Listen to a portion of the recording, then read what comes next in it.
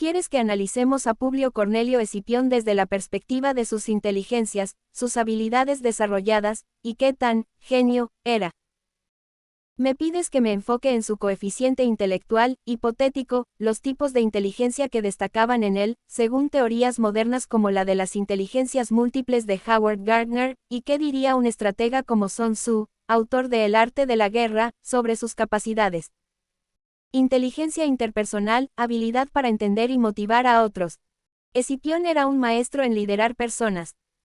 Ganó la lealtad de sus tropas en Hispania, 218-206 a.C., y convenció a los númidas, aliados de Cartago, para cambiarse a su bando antes de la batalla de Zama, 202 a.C. Su carisma era tal que, según Polibio, Historias, libro 10, los soldados lo veían como un líder casi divino. Ejemplo. En Ilipa, 206 a.C., motivó a un ejército agotado para vencer a los cartagineses con una maniobra sorpresa. Esta inteligencia le permitió negociar con tribus iberas y mantener la moral alta, incluso en campañas largas. Nivel altísimo. Inteligencia lógico-matemática, resolución de problemas y estrategia.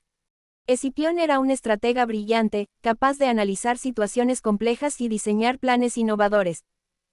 En Zama, estudió las tácticas de Aníbal, como el uso de elefantes, y las neutralizó con formaciones abiertas que dejaron pasar a los elefantes sin dañar a su ejército.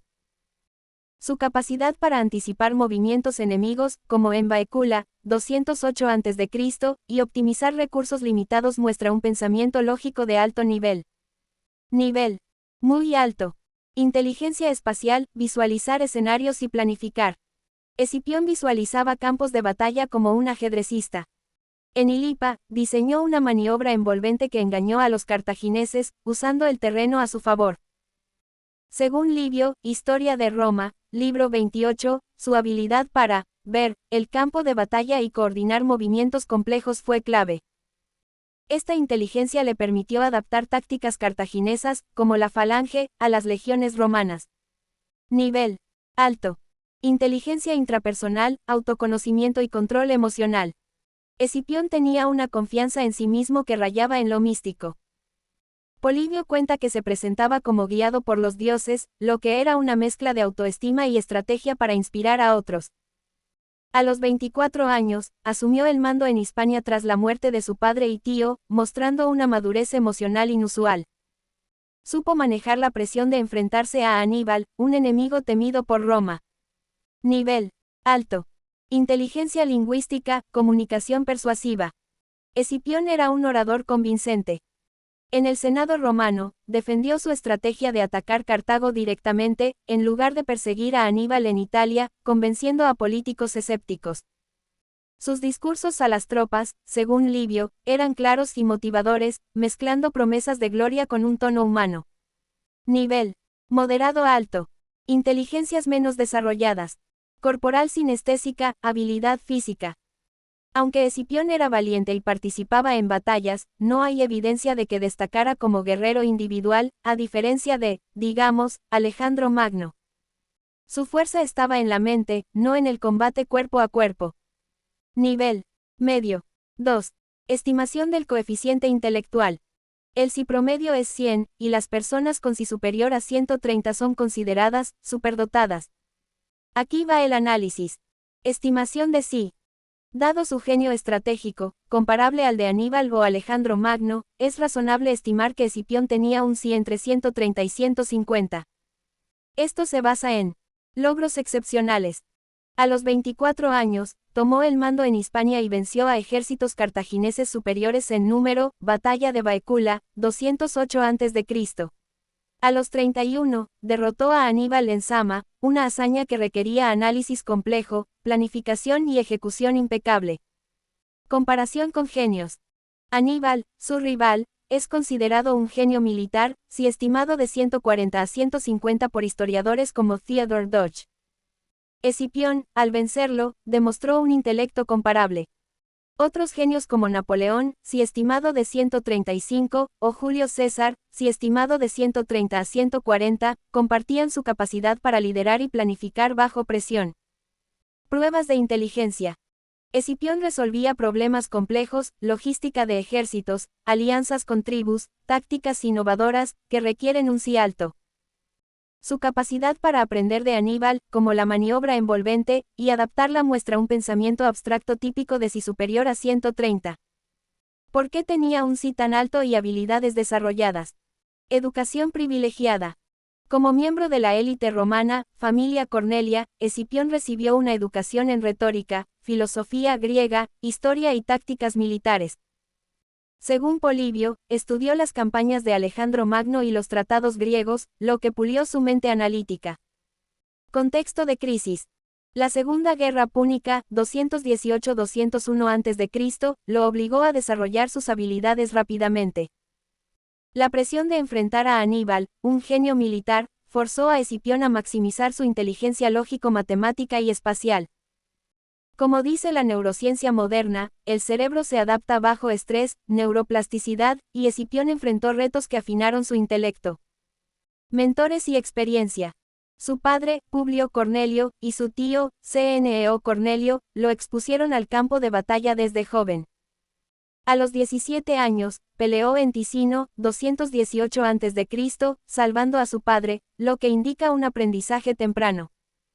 Esta experiencia práctica, combinada con su educación, potenció sus inteligencias interpersonal y estratégica. Personalidad audaz.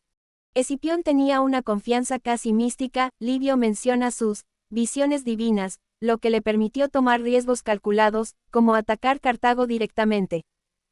Esta autoconfianza, según psicólogos como Daniel Goleman, amplifica la inteligencia emocional y la toma de decisiones. Limitaciones. Aunque brillante, Escipión no era perfecto. Su exceso de confianza lo llevó a conflictos políticos tras Zama, y fue acusado de corrupción, aunque absuelto. Esto sugiere que su inteligencia intrapersonal, aunque alta, no era infalible, especialmente en política. Su inteligencia se desarrolló por su educación de élite, la presión de la guerra y su exposición temprana al combate.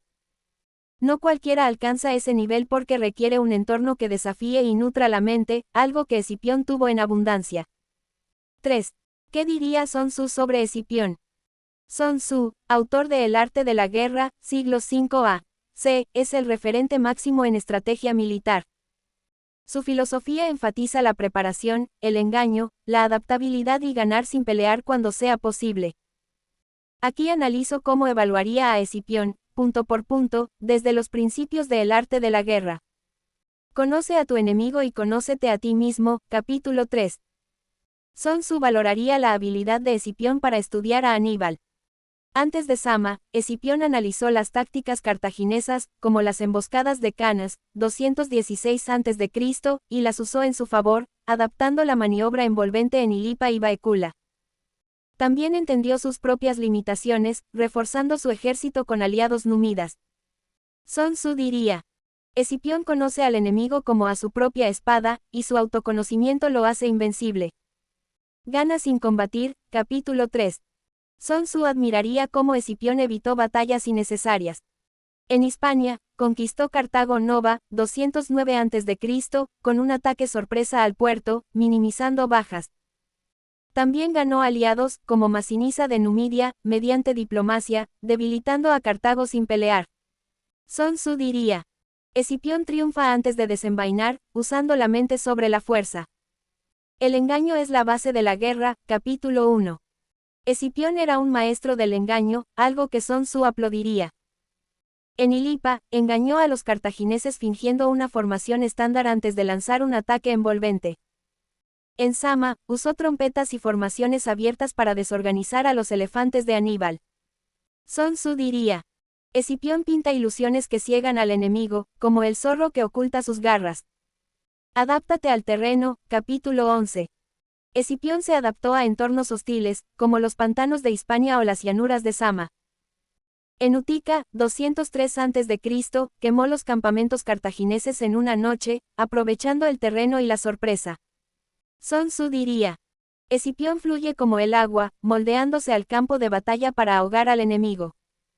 El líder es el árbitro de la victoria, capítulo 1. Sun Tzu pondría a Escipión como ejemplo de liderazgo. Inspiró a sus tropas con discursos, mantuvo la disciplina en campañas largas y tomó riesgos calculados, como atacar Cartago directamente. Su carisma y confianza lo convirtieron en un símbolo de victoria. Sun Tzu diría: Escipión es el faro que guía a su ejército, un líder que convierte el caos en orden. Críticas de Sun Tzu. Aunque Escipión era brillante, Sun Tzu podría criticar su arrogancia política tras Sama. Al regresar a Roma, se enfrentó al Senado por su estilo autoritario y acusaciones de corrupción. Sun Tzu, que enfatiza la humildad y evitar conflictos innecesarios, diría: el gran general vence en la guerra, pero debe aprender a ganar en la paz. Resumen. Sun Tzu vería a Escipión como un estratega casi perfecto, alineado con el arte de la guerra por su conocimiento del enemigo, uso del engaño, adaptabilidad y liderazgo carismático. Lo alabaría por ganar batallas con inteligencia antes que con fuerza, pero le advertiría sobre el peligro de la arrogancia política. Conexión con tus ideas y estilo. ¿Por qué no todos son como él?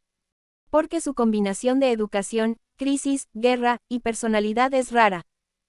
La mayoría no enfrenta retos tan extremos ni tiene acceso a mentores como los de Escipión. ¿Cómo se compara con Sun Tzu?